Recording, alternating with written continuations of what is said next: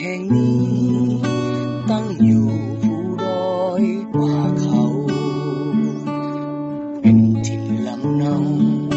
ที่อยู่กันมาตั้งนานสายลมพัดผ่านพัดหอบปกคลุมบ้านเฮา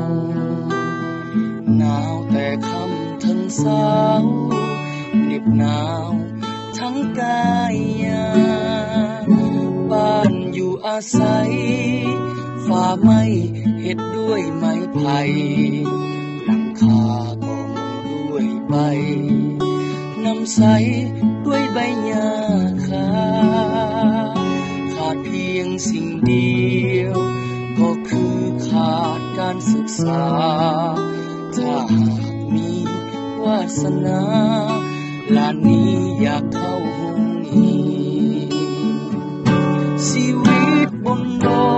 ยเป็นเด็กน้อยที่ด้อยโอกาสปรารถนาหวังเพียงมือได้ขีดเขียนขอบใจหลายๆหากกันช่วยสร้างห้องเรียนยังจะตั้งใจขีดเขียนตั้งใจเรียนให้มีวิชาความเหน็บหนาวเข้ามาวิดวิวผิวกายแต่ว่าหัวใจยังทนลมหนาวเรื่อยมา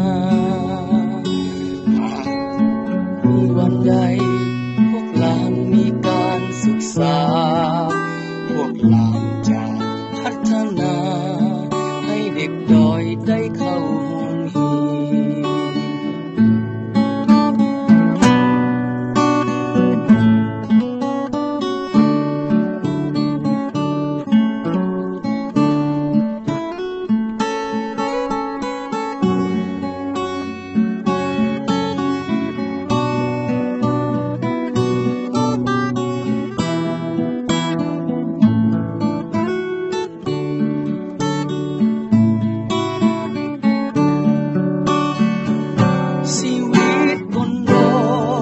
เป็นเด็กน้อยที่ด้อยโอ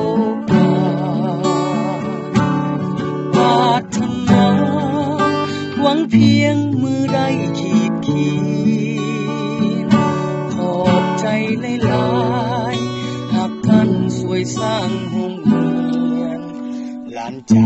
ตั้งใจขีดเขียนตั้งใจเรียนให้มีวิชาความเหน็บหนาวเข้ามาวิดวิวผิวกายแต่ว่าหัวใจยังทนลมหนาวเรื่อยมาถ้าหากวันใดพวกหลานมีการศึกษาพวกหลานจะพัฒนา